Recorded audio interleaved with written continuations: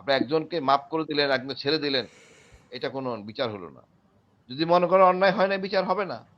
কিন্তু অন্যায় স্বীকার করার পরে আপনারা এই ফাইজলামি করবেন, এর কোনো কারণ নাই।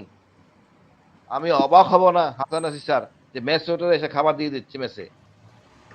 না না, ইলিয়াস ভাই যা বলছে একবার 100% চলবে, ডোন্ট ওয়ারি। এখন এরা ওখানে তো আমি গেছিলাম নিচ পর্যন্ত, ওখানে আপনার ওয়াইফাই লাইন থেকে সবকিছু বিদ্যমান। এখানে জেল কোডে যে নিয়ম আছে, যে খাবার সেই খাবার তার খাইতে হবে, জেল কোডে যে প্লেট সেই প্লেটে তার খাইতে হবে। এটা ফাইজলামি করার অবকাশ নাই। রেজাকুল হায়দার একই অবস্থা ছিল, আমারও একই অবস্থা ছিল। সুতরাং কোন জিনিস সেটাই ছাড় তো, দিব না, ওই কোন যে রকম ছাড়। বিল্ডিংটা করা হয়েছে আফজল এই হাসিন, পর্যন্ত কোনোদিন ক্যান্টনমেন্টের ভিতরে করা হয়েছে নাকি? না না, কোনোদিন না, হয় নাই, প্রশ্নই ওঠে না। ক্যান্টনমেন্টের ভিতরে কিসের সাবজেক্ট? না না, ওইটা না, ওই বিল্ডিংটা কিন্তু VIP suite, each and every room, as you said, ভিতরে কুকিং ফ্যাসিলিটি আছে, রুম আছে, অ্যাটাচ বাথরুম, এটা তো সাবজেল হইতে পারে না। এটা 3 তলা বিল্ডিং, এখানে কারারক্ষী থাকবে, কারারক্ষী কমান্ডারের চলাফেরা হবে, কেউ যে কেউ ঢুকতে পারবে না, এবং অনুমতি নিয়ে থাকবে, এখন জেলার থাকবে। কিন্তু এই ফ্যাসাদ আমি কেন নিতে যাবো? এই কারেন্ট বিল কে দিবে? কোন মন্ত্রণালয় দিবে? আমার তো মনে হয় আসলে ধরা উচিত ইলিয়াস ভাই, এই যে তারেক স্বরাষ্ট্র সিদ্দিকী আমাদের উপদেষ্টা। তারেক সিদ্দিকী ক্যান্টনমেন্টে ছিল, ওর কারেন্ট বিল সবগুলি সেনাপ্রধানের ঘাড়ে চাপানো উচিত। যতগুলি সেনাপ্রধান ছিল, তারেক সিদ্দিকী বাড়ির মেনটেন্যান্স কস্ট সম্পূর্ণ সব সেনাপ্রধানের ঘাড়ে চাপানো উচিত। কোন ক্ষমতা বলে তারেক সিদ্দিকী ক্যান্টনমেন্টে ছিল? সে একই এক ঘটনা ঘটছে এখন। আমি মনে করি আমরা কঠোর হব, সোচ্চার হব ন্যায় প্রতিষ্ঠা করার জন্য। ধন্যবাদ ইলিয়াস ভাই। ব্রিগেডিয়ার হাসান নাসির, আপনাকে দিয়ে শেষ করি স্যার। সেটা হচ্ছে যে যারা অপরাধের অভিযোগে অভিযুক্ত এখন, তাদের প্রতি আপনার কি বলার আছে? এবং যারা এখন ক্যান্টনমেন্টে আছে, জুনিয়র সিনিয়র যেসব অফিসাররা আছে, সেনাবাহিনীর আমরা যত আলোচনাই করছি, সেনাবাহিনীর এই অবস্থা দেখে আমরা খুব যে খুশি তা না, আমরা অবশ্যই অপরাধীদের শাস্তি চাই। কিন্তু এই যে কর্নেল হাসিনুর স্যার বললেন যে আমাদের 4 জন জেনারেল আজকে ভারতে। আমাদের দেশের মূল নিরাপত্তা, মানে আপনাদের সেনাবাহিনীর মূল পলিসি হচ্ছে যে ভারতের সাথে আমাদের যুদ্ধ কিভাবে করবো, এটা। সো আপনি যদি আমার 4 জন জেনারেল যদি নাকি সেটি আরো কতজন আছে আমরা তো জানি না, সব গোয়েন্দা তথ্য তো তাদের হাতে, আমার দেশের নিরাপত্তা, সার্বভৌমত্ব, স্বাধীনতা কিছুই তো নাই। সো এই জিনিসগুলো আমাদের জন্য খুব চরম একটা চিন্তার বিষয়, এবং ভবিষ্যতে যেন সেনাবাহিনী আর এই ধরনের অপকর্মের সাথে জড়িত না হয়, এবং সেটার জন্য আসলে সেনাবাহিনীর কি করা উচিত মনে করেন? আমার সব থেকে বড় চিন্তার বিষয় যে যাদের বিষয়ে আমরা জানি যে ভারতে আশ্রয় নিয়েছে, এবং ভারত থেকে যারা মিডিয়াতে কথা বলছে, যাদের মিটিং এর খবর আসছে, তাদের মানে স্থাবর অস্থাবর সম্পত্তি, তাদের জাতীয় পরিচয়পত্র, পাসপোর্ট সব বাতিল করা হয়েছে কিনা, বা না হইলে কেন হয় নাই, তাদের সমস্ত স্থাবর অস্থাবর সম্পত্তি ক্রোক করা হচ্ছে না কেন, এই বিষয়টা, মানে এই ব্যাপারে নমনীয়তা দেখালেই কিন্তু এই অপরাধটা ভবিষ্যতে হবে। একটা সশস্ত্র বাহিনীর জন্য কতটা লজ্জার বিষয় যে তার 4টা জেনারেল এবং সব থেকে যারা গোয়েন্দা বাহিনী প্রধান, তারা আজকে শত্রু দেশে আশ্রয় নিয়েছে। প্রধানমন্ত্রী নিয়েছে, হোম মিনিস্ট্রি নিয়েছে, আরো অনেক মন্ত্রীরা নিয়েছে। আমি তো মনে করি যে আমাদের স্বাধীনতা, সার্বভৌমত্ব বলে এখন আর অবশিষ্ট নাই। তো এটাকে পুনরুদ্ধার করতে হলে ওদেরকে যেভাবেই হোক ধরে আনতে হবে, বা তাদেরকে বিচারের আওতায় নিতে হবে, দ্রুত সিদ্ধান্ত দিতে হবে। যেহেতু তারা অ্যাবসেন্ট, আমি মনে করি আইসিটি আরো দ্রুত কেন ডেট দেয় না মামলার? বেশি তদন্তের প্রয়োজন নাই তো, যা এভিডেন্স মিডিয়াতে আছে, it is good enough to সাক্ষীটা কি সব আছে, সমস্যা নেই। জি, তাহলে তার তো সময় নেওয়ার প্রয়োজন নাই। সাক্ষী দিয়ে প্রমাণ দিবে, তাহলেই অন্যদের জন্য এটা শিক্ষণীয় বিষয় হবে। একটা প্রচার হচ্ছে মিডিয়াতে। স্যার হ্যাঁ, একটা কথা বলে নাই, ডকুমেন্টে দেখা যাচ্ছে আপনি ছিলেন এই দায়িত্বে এতদিন, এক্স্যাক্টলি এই সময় এক্স্যাক্টলি, এখানে তো কে কে জড়িত, কারা খাবার দিছে, কারা ডিউটি করছে, আমি তো চাই কে আমার মারছে, কে আমার গায়ে হাত তুলছে, আমি জানতে চাই হু ইজ দ্যাট অফিসার, কে আমার অ্যারেস্ট করছে, আই ওয়ান্ট টু নো। ফাইজলামি করার কিছু নাই তো এখানে। এরা রীতিমতন ফাজলামি করছে। আজকে টক শোতে বলতেছি স্যার, যদি তারা ন্যায় বিচার না করে, মব তো বাইরে হয়েছে, ক্যান্টনমেন্টের ভিতরে মব হবে, আর আই উইল ডু ইট। স্বাভাবিক আমি বিষয়, কারো মব বাইর হয়, বিচার না পেলে না মব বাইর হবে। আমরা এখন উদ্ধত ডিজিএফআই হাসিন, তোমার মনে আছে যে অনার বোর্ড সিস্টেম নাই দেখে তারা জানে না যে ডিজিএফআই ডাইরেক্টর কারা ছিল, মানে কতটা আন্ডারমাইন করছে একটা এই গুম কমিশনকে, মানে এটা কতখানি কি স্পর্ধা তারা দেখাইছে, এটার জন্য কাউকে শাস্তির আওতায় নেওয়া হয় নাই। আইসিটি টিম যখন ওই কি বলে র্যাব ওয়ানে ভিজিট করতেছিল টিএফআই সেল, তখন ওই তাদেরকে বোমা মেরে তাদেরকে উড়াই দেওয়ার একটা চেষ্টা করা হয়েছে। তার সাথে যারা জড়িত তাদেরও এখনো পর্যন্ত বিচারের আওতায় নেওয়া হয় নাই। আমার কথা হচ্ছে যে এখন আজকে আমরা দেখলাম আমাদের একটা দল যারা এই সমস্ত দালাল অবসরপ্রাপ্ত বাহিনী, তারা কিন্তু মানে প্রচার করার চেষ্টা করতেছে যে বিরাট একটা মানে আইনের প্রতি সম্মান দেখিয়েছেন। কর্তৃপক্ষের কি সম্মান না দেখানোর কোনো সুযোগ ছিল? তাহলে একটা জনগণের জন্য আইন কি আলাদাভাবে প্রযোজ্য? যে সেনা কর্তৃপক্ষ সার্ভিং অফিসারদের হ্যান্ড ওভার করবে না তো কে করবে? যদি তারা চাকরিরত থাকে, ওয়ারেন্ট ইস্যু হয়েছে, তারা চাকরি হারাইছে, এটা নিয়ে প্রশ্ন তোলা হচ্ছে যে তাদেরকে নাও হ্যান্ড ওভার করতে পারতো। এটা কি শৃঙ্খলা বাহিনীতে এটা হয় নাকি মানুষকে বোকা মনে করতেছে এরা? এই জিনিসগুলোর থেকে আমাদেরকে বেরিয়ে আসতে হবে। এটা সেনাবাহিনী কোনো ফেভার করে নাই, তাদের দায়িত্ব তাদেরকে অবশ্যই করতে হইতো, না হইলে কর্তৃপক্ষ আসামি হইতো, এটা তাদেরকে বুঝতে হবে।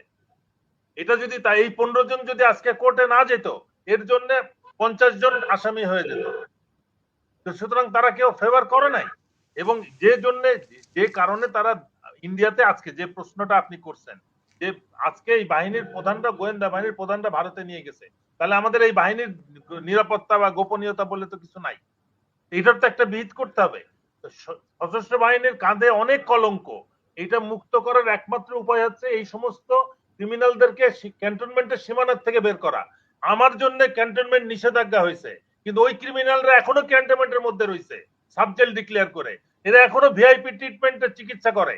আমার চিকিৎসা হাসিনা ওই গত 15-16 বছর চিকিৎসা করতে পারে নাই সিএমএইচ এ, তার কি অপরাধ? এখনো পারি না স্যার, এখনো পারে না, তাহলে এদের কি অপরাধ? আর আমরা দেখলাম যে ওয়ারেন্টভুক্ত আসামি সে ভিআইপি ট্রিটমেন্ট পাচ্ছে CMH A. What is going on? এই দেশে কি আইন কি দুই রকম নাকি? এক একজনের জন্য এক এক ভাবে আইন প্রযোজ্য হবে? এবং what class they belong to, এটা জনগণকে প্রকাশ করতে হবে। এরা কোন শ্রেণীর মানুষ, যে এদের কোনো অপরাধ হিসেবে গণ্য হবে না। এদের কারণ পিএনজি করা হয় নাই, এই পিএনজি এদের প্রত্যেকের নামে তো আগে পিএনজি ঘোষণা হইতে হবে।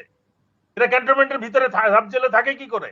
এই হোম মিনিস্টারকে দায়ী করতে হবে, জবাবদিহি করতে হবে। উনি চুপ করেছিলেন, এই পিএনজি কেন হয়েছে উনাকে জিজ্ঞেস করা হয়েছিল। এখন এরা কি করে ক্যান্টনমেন্টের ভিতরে থাকে? এরা তো প্রথম হবে ক্যান্টনমেন্ট নিষেধাজ্ঞা। তোমরা সশস্ত্র বাহিনীকে কলঙ্কিত করছো, তোমাদের কোন অবস্থাতে ক্যান্টনমেন্টে থাকার কোনো অধিকার নেই, সেটা সাবজেল করে তো প্রশ্নই ওঠে না। এই জিনিসগুলা বুঝাইতে হবে। আমরা দেশের মানে আইনকে কিন্তু একেবারে তেজপাতা বানাই ফেলছি, এটা হইতে পারে না। আইন শৃঙ্খলা বাহিনী, ডিসিপ্লিন ফোর্স আইন নিজে মেনে সবার জন্য উদাহরণ সৃষ্টি করবে, তাহলেই একটা লোক অস্ত্র নিয়ে যখন কাউকে ধরতে যাবে তুমি অপরাধী, তখন তার কাছে সারেন্ডার করবে একটা মানুষ। এখন যে জনগণ কিন্তু অসহায়ের মতো শৃঙ্খলা বাহিনীর হাতে আসে জিম্মি হয়ে। আমি নিজে আইন মানি না, আমি কি করে আরেকজনকে আইনের আশ্রয় নিতে যাবো, জেলে আটকাবো, হেফাজতে নিব, পুলিশ হেফাজতে নিব? এই জিনিসগুলো আমাদেরকে বুঝতে হবে। আমরা পুরা আইনটাকে নষ্ট করে ফেলছি, এটাকে পুনরুদ্ধার করতে হবে। এবং এটার জন্য আইন উপদেষ্টা যেমন দায়ী, স্বরাষ্ট্র উপদেষ্টা একইভাবে দায়ী। জেলখানায় যাওয়ার আগে ক্লাস ঠিক হলো কি করে? তাদের আদালতের রায়ের সাথে সাথে তাদের ডিভিশন কে দিল? এটা কি সব ইয়ের জন্য, আসামিদের জন্য একই আইন প্রযোজ্য হয়? তাহলে ওই রেজাকুল হায়দার এবং রহিমকে নর্মাল জেলে থাকতে হলো কেন, কন্ডেম সেলে কেন থাকতে হলো? এটা তো জেনারেল রেজাক নিজে বলছে, আমাকে আদালত হাসিনকেও তো তোমার মনে ক্লাস দেওয়ার সত্ত্বেও দেয় নাই। এটা কেন হচ্ছে? ডিভিশন দেওয়ার পরও ডিভিশন দেয় নাই, হাইকোর্টে রিট করা হয়েছে, তারপরও দেয় নাই। আমি বীর প্রতীক ডিভিশন এমনি পাই, ফাইল আমি শুরু করতে বললাম না, এখন কিছু কথা বলি নাই। আমার এখন একটাই দাবি, স্বরাষ্ট্রমন্ত্রীর উপদেষ্টার পদত্যাগ। He don't deserve to stay there. Cantonment থেকে এই আসামিগুলোকে বের করে সমস্ত সশস্ত্র বাহিনীকে কলঙ্ক মুক্ত করতে হবে। এই বোঝা সশস্ত্র বাহিনী নিবে না, এই বোঝা সশস্ত্র বাহিনী আর বহন করবে না এই সমস্ত আসামিদেরকে। এটা বুঝতে হবে জনগণকে। জনগণ না হলে বের করে নিয়ে আসবে ক্যান্টনমেন্ট থেকে এদেরকে। ধন্যবাদ। না, আমার মনে হয় যেটা হাসিনুর ভাই যেটা বলেছেন যে মানে এটা তাদেরকে ফোর্স করেই জনগণকে নিয়েই প্রয়োজনে জাহাঙ্গীর গেট অভিমুখে একটা পদযাত্রা হইতে পারে, তাদের ঘেরাও করতে হবে যে এখানে অপরাধীদেরকে রাখা সম্ভব না। বকুল ভাই কিছু বলতে যাচ্ছিলেন? আমি বলতে চাইছিলাম যে বিচার যাতে কোনোভাবে বাধাগ্রস্ত না হয়, কোনো স্যাবোটাজের মধ্যে না পড়ে, কোনো রকমের বাধাগ্রস্ত, আমি এই বিচার সম্পন্ন হোক, একটা নর্মাল, যাতে মানুষ বোঝে যে না ন্যায় বিচার প্রতিষ্ঠিত হয়েছে, সেইটা হোক, সেটাকে আমি চাই। এখানে যদি এরা থাকে কারণ ইলিয়াস ভাই, ক্যান্টনমেন্টে কারণ থাকবে, হলো যে কোনো কারণ সময় হলো আইন এই অফিসাররাই আর্মিকে, এই অফিসাররাই আমাদের সশস্ত্র বাহিনীকে, সশস্ত্র বাহিনীর কালিমা লেপন করেছে। অবশ্যই। সশস্ত্র বাহিনীর একজন এত বড় অফিসার এই রকমের অন্যায় কাজ কেন করবে, সেই শিক্ষা যেন অন্য অফিসাররা পেয়ে যায়, যাতে যারা কোনোভাবেই একটা নিজেদের সুপেরিয়র কমান্ডের মধ্যে থাকার সত্ত্বেও তারা জানি কোনোভাবেই কোনো অপরাধের সঙ্গে জড়িত না হয়, এই ভাই শিক্ষা আরেকটা কথা, যাতে পায়। Thank you. একটা কথা, এক লাইন ভাই। ক্যান্টনমেন্টে পুলিশের অস্ত্র নিয়ে থাকার অধিকার নাই, অ্যালাউ করে না। আমি তো মিলিটারি পুলিশে ছিলাম, আমি জানি। সুতরাং এখানে যখন সাবজেল ঘটনা করলো, তো এই যে জেল কর্তৃপক্ষ অস্ত্র নিবে না, কোত্থেকে অস্ত্র আনবে? যদি কেউ এটাকে দুইটা জেলাকে মেরে সব নিয়ে যায়, কে এই দায়িত্ব নিবে? এটা তো ফাইল লেবি, তাদের তো অস্ত্র নিয়ে ডিউটি করতে হবে। আমার এত ক্যাসাল আমি কেন নিব? কারারক্ষী অস্ত্র নিয়ে ডিউটি করতে হবে যেন এরা পলাতে না পারে। You have to ensure everything like অন্য কোর্টের মতো। আমি দায়িত্ব কেন নিব? কোন খুশিতে নিব? আমি মনে করি স্বরাষ্ট্র হাসিন সব থেকে বড় রিস্কি যেটা বিষয়, প্রতিদিন যে এরা আদালতে সাক্ষী দিয়ে আসবে, দিয়ে আসার পরে এটা পর্যালোচনা হবে শুধু এই বিল্ডিং এ না, সেনা সদরে পর্যালোচনা হবে, দিল্লিতে পর্যালোচনা হবে, কলকাতায় পর্যালোচনা হবে, এবং আগামী দিন কি সাক্ষ্য কে দিবে, কে হ্যাঁ বলবে, কে না বলবে, এটাও শিখিয়ে দেওয়া হবে। এই দায়িত্ব কে নিবে? এটাই বললাম স্যার, জাহাঙ্গীর কি দিবে? স্যার যাতে যারা সত্য কথা বলতে না পারে, হাসিনা টিকে যায়, এই প্যাকেজটা এখান থেকে হবে। এই জন্য অবশ্যই তাদেরকে বাইরে দিতে হবে, এখানে রাখা যাবে না। আমাদের এরকম মানে এই ধরনের যারা কোশ্চেন জড়িত এই সাবজেক্টের সাথে, সবাইকে আইনে আওতায় নিয়ে আসা উচিত। মানে দুঃখের বিষয়, আমার কিচ্ছু বলার নেই, লজ্জা। মানে কাদেরকে আমরা সেটা দিচ্ছি? যারা আমাদের সাথে কাজ করছে, আর্মি স্যারের সাথে মিসবিহেভ করছে, 8টা বছর জীবন শেষ করে দিছে, পরিবারের উপর নির্যাতন, আমাদের শিক্ষা হয় নাই। যারাই করবেন তাদের সাথে এরকম এমন খারাপ ব্যবহার করা হবে। মব তো বললাম এখনো শুরু হয়নি ক্যান্টনমেন্টে, বাধ্য করবেন আমাদেরকে করতে। That will be more dangerous. ধন্যবাদ ভাই।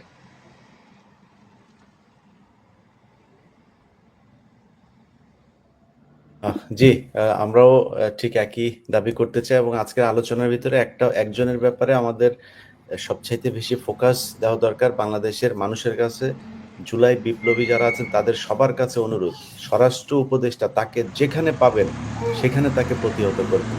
এই বদমাইশ হচ্ছে গিয়ে সব নাটের গুরু, তাকে দিয়েই ওয়াকার সব অপকর্মগুলো করাচ্ছে। সো তার পদত্যাগ করা খুব জরুরি। এর পদত্যাগ করতে না পারলে আপনি দেখেন তাদেরকে আজকে তাদেরকে ট্রাইব্যুনালে ডাকা হয়েছিল। তাদের সেনা হেফাজতে নেয়ার পরপরই স্বরাষ্ট্র উপদেষ্টা কত তড়িঘড়ি করে তারপরে প্রজ্ঞাপন জারি করে সেখানে সাবজেল ঘোষণা করে দিল একটা। সো সবকিছু প্রি প্ল্যান্ড। এই স্বরাষ্ট্র উপদেষ্টাকে দিয়ে কোনো কিছু হবে না। আমি পুলিশের বিভিন্ন লোকজনের সাথে কথা বলে আজকে কর্ণফুলী থানার ওসিকে সেখান থেকে প্রত্যাহার করা হয়েছে। আমি মানে আল্লাহর কসম করে বললাম, এবং আমার সজ্ঞানে আমি যত তার ব্যাপারে, সে মনে হয় সারা রাত ঘুমায় না। এই হোয়াটসঅ্যাপে আওয়ামী লীগের কোন গ্রুপে হাসিনা কথা বলে, ওই এলাকার হোয়াটসঅ্যাপের গ্রুপগুলোতে কি বলে, ইসকন কি বলে, সারা রাত সে আমাকে টেক্সট করতো যে ভাই এই যে এখানে হচ্ছে। এবং তার এই তথ্যের ভিত্তিতে আপনার আমি জানি না সে এগুলো কোত্থেকে পেত। সে আমাকে 2 দিন আগে জানাই দিত যে আগামীকাল পরশুদিন ঢাকায় এই জায়গায় মিছিল হবে। আমি ডিবিকে ফরওয়ার্ড করতাম, আমি পুলিশকে ওই সংশ্লিষ্ট থানার ওসিকে ফরওয়ার্ড করতাম, জুনিয়র ডিসিকে ফরওয়ার্ড করতাম।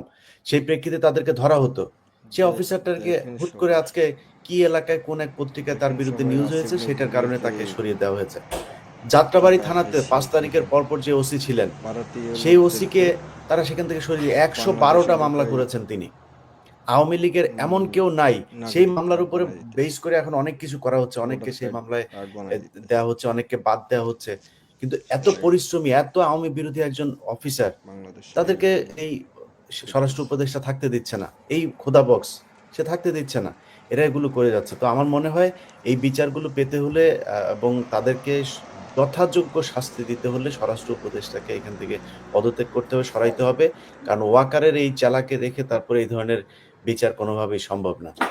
যাই হোক, আমরা তারপরেও আশা করি যে যেটা মাঝখানে বলছিলাম যে হাসিনার ফেরার সম্ভাবনা, হাসিনা এই দেশে ফিরলে এই দেশে কোনো মানে ওই প্রতিবাদের বিষয় না, এদেশে গৃহযুদ্ধ বাঁধবে, যুদ্ধ করে মানুষের জীবন নিয়ে তারপরে এই দেশে যদি কেউ প্রতিষ্ঠিত করতে হয় সেটা করতে হবে, কোনো নিয়ম শৃঙ্খলার মধ্যে থাকা হবে না। তো সেই দিন শেষ। এই দেশের নাম খালি একটা মিছিল করে দেখ কি অবস্থা হয়। আর হাসিনা আসা তো ভো পরে, আমরা চাই আসুক, সে আয়, আসলে তারপরে বুঝবে কেমন লাগে মজাটা। সেই দিন শেষ। এবং ওয়াকার আপনার 1.5 বছর কিন্তু শেষ। আপনি এমনিতেই তো পলিটিক্যাল একটা গভর্নমেন্ট আসলে সেনাপ্রধান চেঞ্জ হবে, যদি সব মিলায়ও যদি হয়, শেষ হয়, তাহলেও কিন্তু আপনি 2027 শেষ। তো 27 শেষ যদি হন, তারপরে আপনারা বাঁচাবে কে? আপনারা আজিজ রে কেউ বাঁচাইতে আসছে? আপনার শফিরে কেউ বাঁচাইতে আসে? এখন হারুন জেলে ছিল, কেউ বাঁচাইতে গেছেন আপনারা? সো আপনারাও কেউ বাঁচাইতে আসবে না। যা করার খুব হিসাব করে করেন। এসব শয়তানি বন্ধ করে যদি আসলেই চান যে কিছু একটা করতে, যে বলেন দিস এই অফিসারগুলো আমাদের ছিল, অপরাধী ছিল, আমরা তাদেরকে করলাম, ওরা যেহেতু সেনাবাহিনীর, তা আপনাদের দেশবাসীর কাছে আমরা ক্ষমা চাই, আমাদেরকে এতটুকু শাস্তি দেওয়া হোক, এতটুকু আমাদের প্রতি সহনশীলতা দেখানো হোক। বাট অপরাধ করেছেন, কি করেছেন এসব বলে আসতে হবে। আপনি কিছুই বলবেন না, কিছুই জানেন না, কিছুই বুঝেন না, এইটা বলে লাভ নাই, কারণ আমাদের সব সাক্ষী আছে, প্রমাণ আছে, এখান থেকে বের হওয়ার কোনো সুযোগ নাই। এটার বিচার এই দেশে হবে। এবং আমরা প্রেসার গ্রুপ হিসাবে যাদের মাঠে থাকা উচিত আমরা তো আছি। সেনাবাহিনীর ভেতরেও বিশাল একটা অংশ এখন চায় এটার বিচার হোক। এবং সেনাবাহিনী যারা ভেতরে আছেন, আমি মনে করি আপনাদের এই কলঙ্ক ধুয়ে মুছে পরিষ্কার হবার জন্য, এদের বিচারের জন্য যা প্রেসার তৈরি করা আপনাদের ভেতর থেকেও তৈরি করা উচিত। যাই হোক, যারা আইসিটির সাথে আছেন, তাজুল ভাই সহ বিচারক সবাইকে আবারও ধন্যবাদ জানাই, দেশবাসীকেও ধন্যবাদ জানাই, যারা আজকে যুক্ত ছিলেন, আপনাদের সবাইকে ধন্যবাদ। আল্লাহ হাফেজ। ধন্যবাদ। আসসালামু আলাইকুম।